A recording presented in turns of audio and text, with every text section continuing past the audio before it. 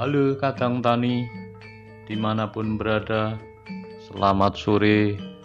Semoga dalam keadaan sehat-sehat saja.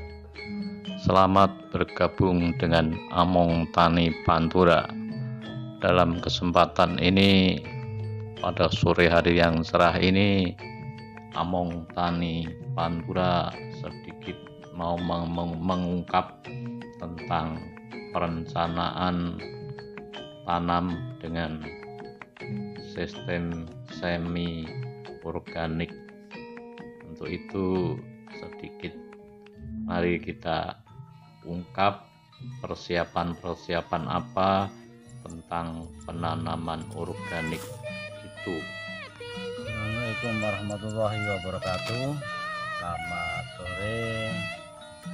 Selamat bertemu kembali sambil menunggu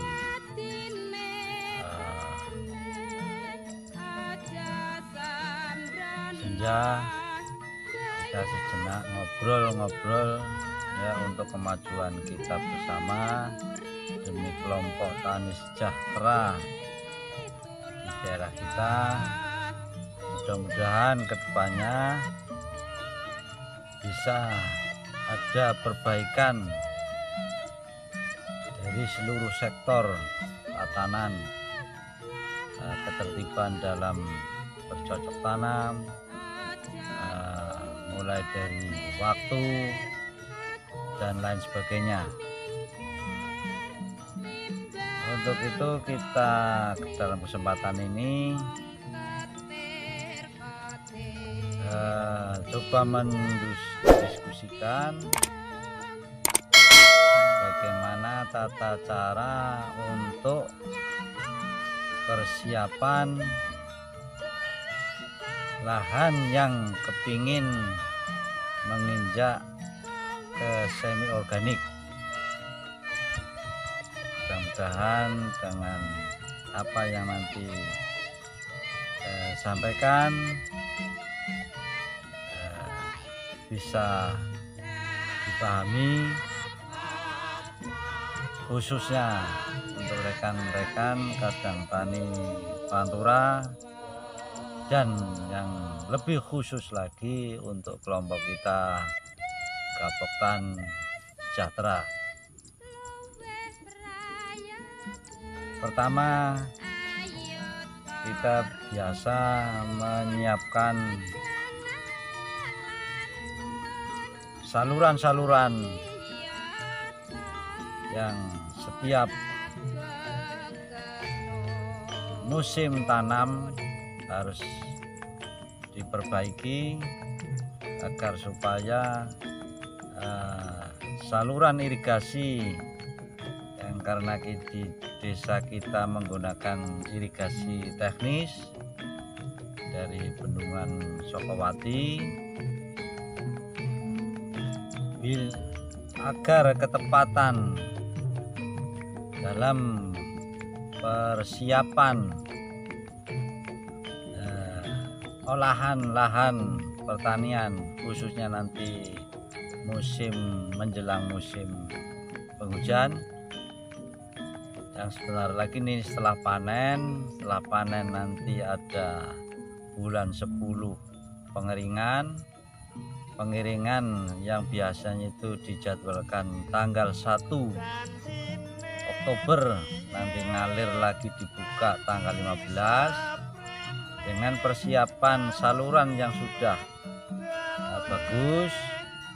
Insya Allah dalam 15 hari air itu bisa merata, dan awal tahun atau awal bulan November itu usahakan biar petani siap mengolah lahannya. Nah, bagi yang mau menginjak pengolahan lahan semi organik, menurut teori itu yang direkomendasikan itu nilai rata-rata. Kalau teori biasanya nilai rata-rata, tapi kalau dilihat kita Itu insya Allah tidak terlalu berat membutuhkan atau terlalu banyak membutuhkan organik.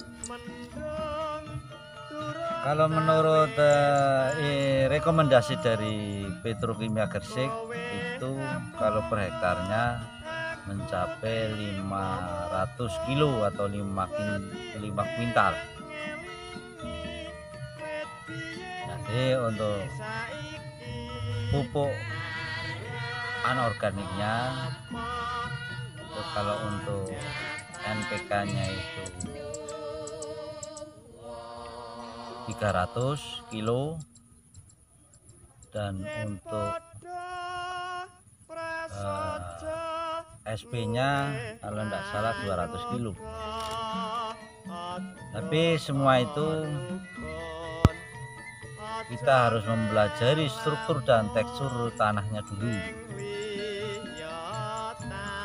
Kalau mau agak maju cara berberikinnya itu ada alat yang namanya alat ukur untuk kesuburan tanah juga ada, pH tanah juga ada.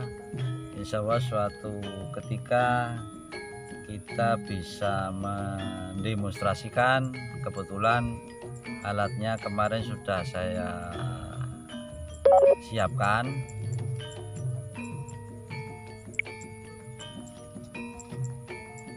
Jadi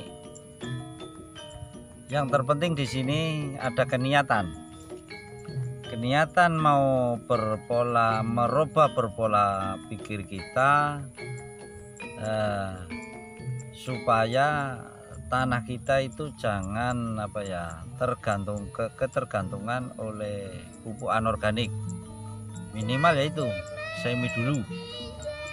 Setelah semi nanti kadang tani bisa merubah polanya sedikit demi sedikit, nanti akan menjadi tanah yang kembali ke struktur yang baik karena mikrobia tanah itu bekerja dengan baik, tapi dengan suatu catatan. Jadi seluruh sisa proses produksi terutama jerami, apalagi sekarang istilahnya pakai mekanisasi pertanian, pakai kombet atau mungkin yang lain, usahakan jerami jangan dibakar. Kalau misalnya diperet atau dikebyok, kalau yang seperti biasa dilakukan itu usahakan jerami jangan dibakar, disebar rata, karena sisa-sisa dari jerami itu akan membantu proses mikrobia tanah, karena di tanah itu ada cacing bisa mengurai sisa-sisa bahan makanan, sisa urean tadi, baik oleh cacing itu mikrobia tanah yang lain, itu akan digunakan kembali oleh tanaman padi tersebut. Ya memang agak ribet, tapi insya Allah setelah berjalan seperti contoh saya sendiri, berjalan selama sekian tahun, tambah ke depan itu akan mempermudah kita sendiri dalam pemeliharaan, mengatasi hama, termasuk yang sekarang karena banyak herbisida itu lebih praktis, gampang disemprot. Kalau saya lebih baik jangan disemprot. Kalau misalnya 12 kita ambil untuk sebagai pupuk kompos, apalagi petani yang biasa menyiang terus rumputnya dikasih di pematang, itu sebenarnya kurang tepat. Misalnya mau membuat pematang, kita bersihin, kita buang ke tengah, nanti kan kena pembajakan.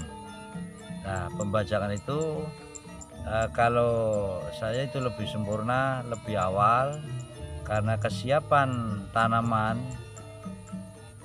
dengan lahan yang benar-benar siap ditanami, satu itu akan segera pulih begitu tanaman dipindah ke tanam model ditanam itu langsung pulih, tidak akan mengalami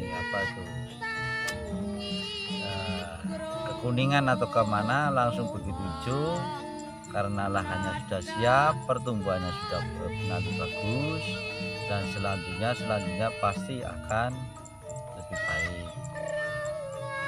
Nah, yang penting sebetulnya itu kita harus mempelajari struktur dan tekstur tanah, karena masing-masing tanah itu punya kekurangan unsur apa itu bisa, kalau secara modern bisa di laboratorium. Kalau petani mau berkorban, kalau mau menjadi petani yang modern itu bisa ke lab, itu Comal Baru ada. Yuk kita ngambil tanah sedikit, kita minta tolong, nanti dicekkan, ya bayar, bukan gratis. Itu biasanya per item, kandungannya unsur N berapa, ongkosnya berapa. Tapi kalau mau yang praktis itu beli alat ada yang harga 70, ada yang 200, ada yang 300, sesuai kemampuan petani. Kalau mau pinjem boleh itu, tapi yang jelas itu tempat saya ada. Nah, nanti di situ ada kriteria, misalnya kekurangan unsur harapan. Jadi kadang tani jangan asal memupuk. Satu, kurang bermanfaat karena alam sudah tersedia. Kedua, kos biaya itu nanti bertambah karena yang tadinya perlu tidak diperlukan lalu dibeli dan diaplikasikan. Yang ketiga itu membuat si tanah itu akan keracunan karena kelebihan. Ya, yang penting satu, petani harus bisa mengidentifikasi atau paham apa sih fungsinya. Misalnya urea itu kalau tidak salah itu 46% kandungan nitrogen, berarti dari 1 kilo atau 1 kintal itu berarti 46-nya itu nitrogen, yang 54-nya itu campuran, baik yang berbentuk padat atau campuran yang lain. Ini jelas kandungannya 46%. Kalau SP36-nya itu jelas itu sudah namanya apa, SP36. Itu yang lainnya yang 64 itu campuran, yang fosfatnya itu 36%. Nah, kalau yang ZA itu kalau tidak salah 21 itu nitrogen, 24%-nya itu sulfur. Nah, kita harus paham apa sih fungsinya masing-masing pupuk organik tersebut. Kapan sih mengaplikasikan pupukan organik tersebut. Nah, kalau SP itu lebih bagus itu sebagai dasar yang dicampur dengan petroorganik tadi. Nah, kalau kadang-kadang petani gini, dikasih petroorganik tambah rumputnya tambah banyak. Sebetulnya tidak. Tambah rumput banyaknya itu tergantung dari olahan tanah tadi. Seperti contoh tempat saya sendiri, itu 1 bulan tidak bakal tumbuh rumput sebelum ditanami. Jadi kalau saya sendiri biasanya kalau mau mau nyemai malah sekalian halus kalau saya sendiri. Jadi sambil nunggu persemaian itu siap ditanam, lahan saya itu sudah halus. Karena apa?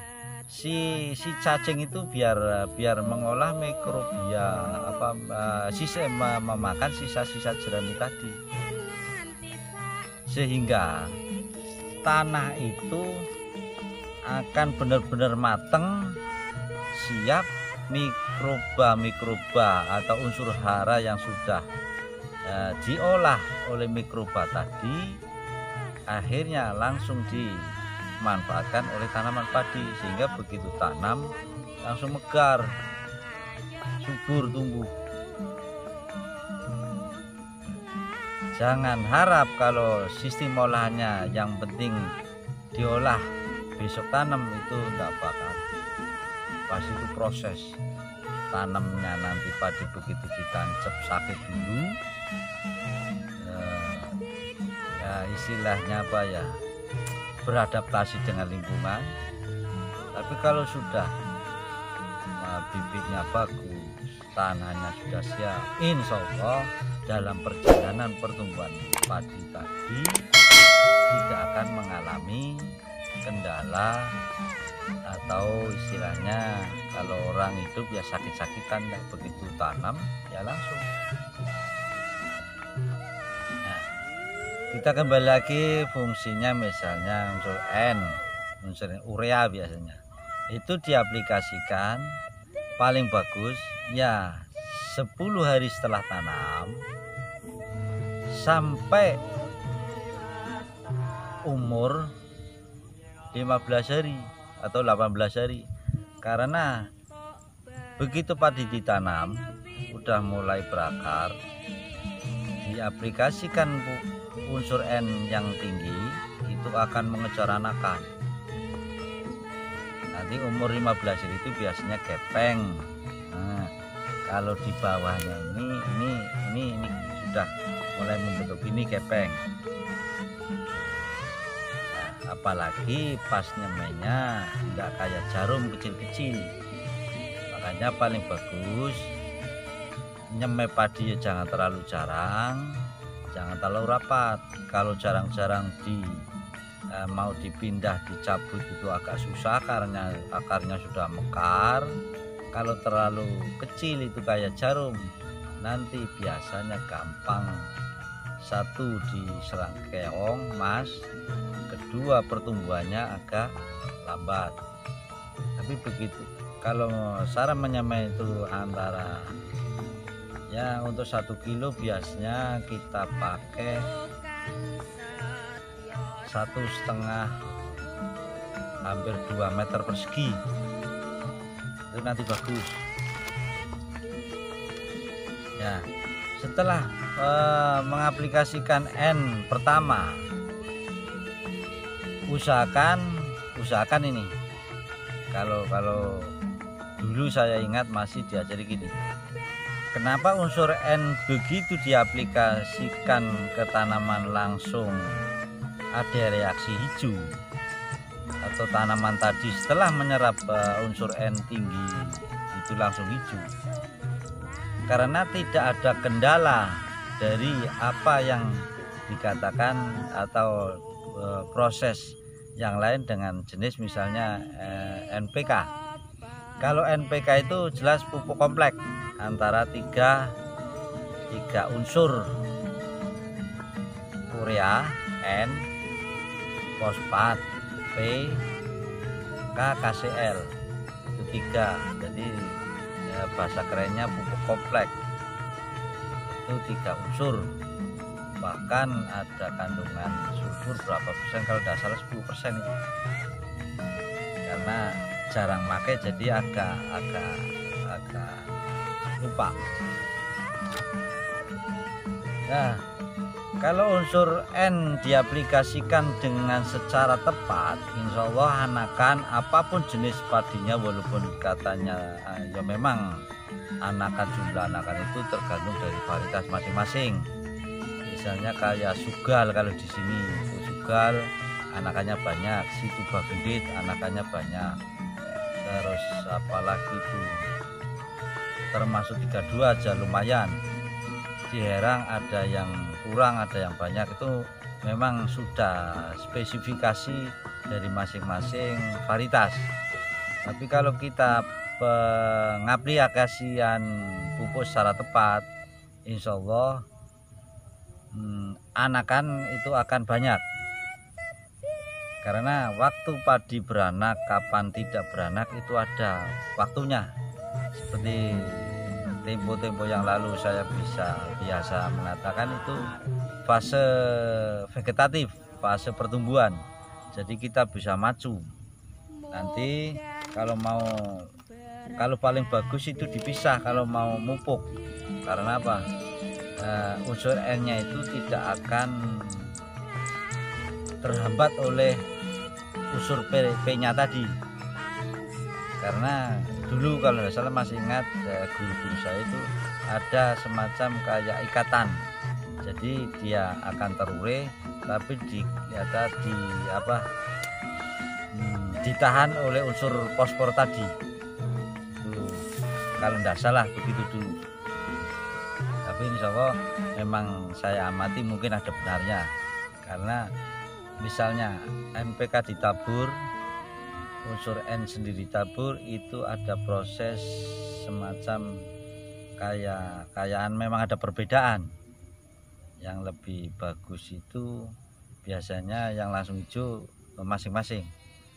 Itu jelas kunci utama itu pemupukan yang tepat. Jadi antara umur 15 sampai 20 hari. Nah, nanti keduanya umur 25 sampai 30. Itu pemupukan kedua itu paling bagus dikasihkan NPK-nya itu. Nah, karena masing-masing fungsi pupuk itu berbeda. Jelas kalau unsur fosfornya tadi sebagai dasar, kalau bisa karena fosfor ini perkembangannya terlalu lambat, jadi kayak makanan ini bayi sudah lahir, makanannya sudah siap. Artinya gini, misalnya berbentuk milnya, misalnya bubur serai lah, berarti kan tinggal memakan, mengolah, belum berbentuk bahan baku. Kalau saya anggap TSP atau SP36 itu bahan yang belum siap langsung dimakan. Makanya biasanya teori-teori yang sudah berjalan itu biasanya sebagai pupuk dasar. 2 hari atau 3 hari sebelum tanam itu sudah tabur. Nanti begitu ini tanaman ditanam, ini makanan sudah siap dimakan. Itu fungsinya, makanya dikatakan pupuk dasar.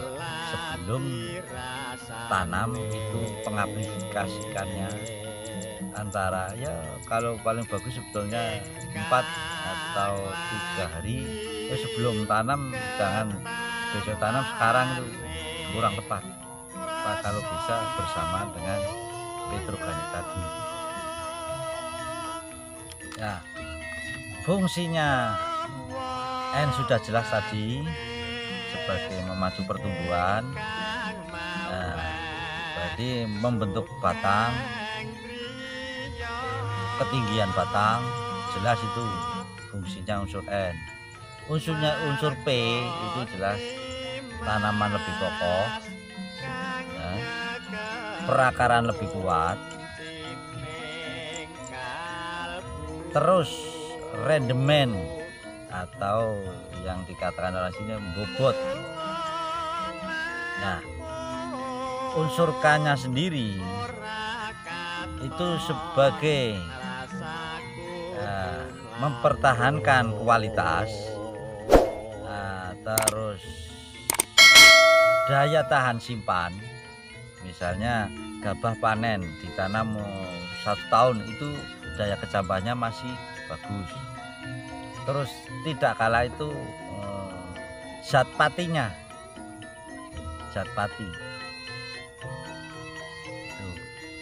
Nah, unsur ZA-nya sendiri itu ada aroma khas, misalnya kok varietas pandan wangi, ya khasnya itu akan keluar.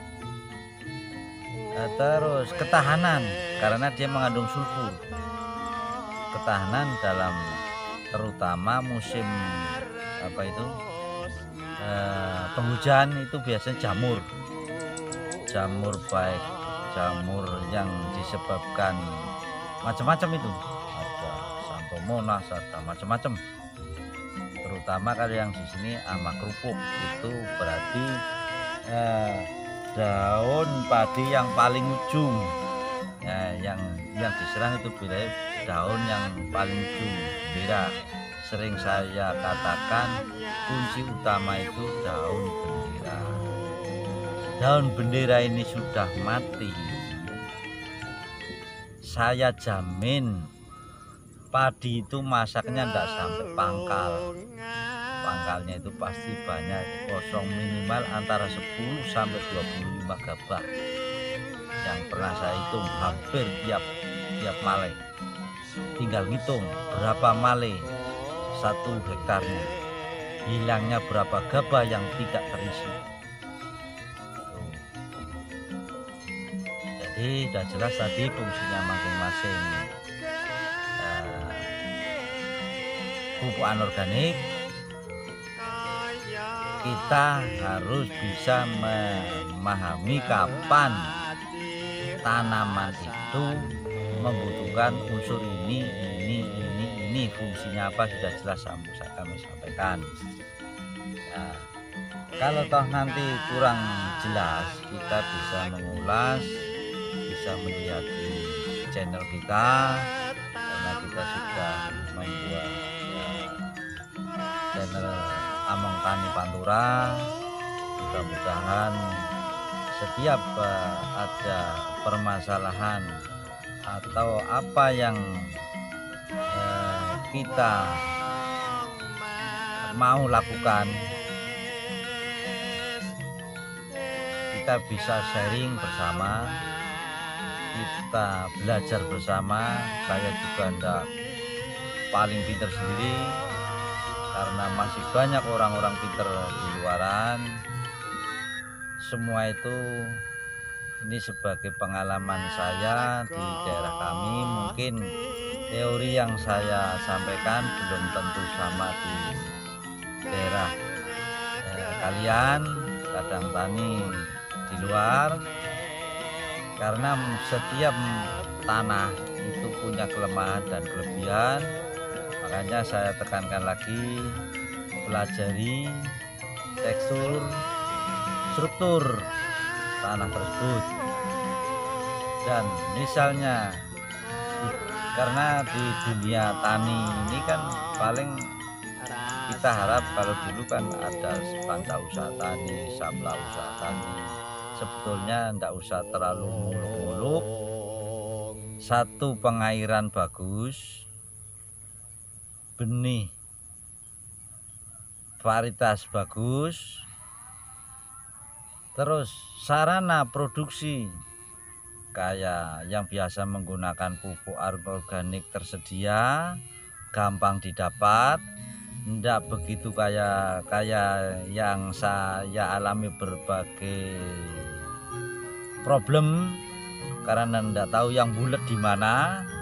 Karena sampai sekarang telusuri juga tidak jelas, sering kekurangan, sering petani gembar-gembor, kekurangan pupuk, mau beli sudah ada duit tidak ada barang, ada barang tidak bisa beli, ya. Itu kasusnya orang tani biasa. Karena apa? Yang namanya ini, maaf, ini bukan menyinggung, itu memang ini realita. Pupuk yang bersubsidi sekarang setiap musim tanam sering saya dilapori bahwasanya pupuk ini itu sudah berulang kali.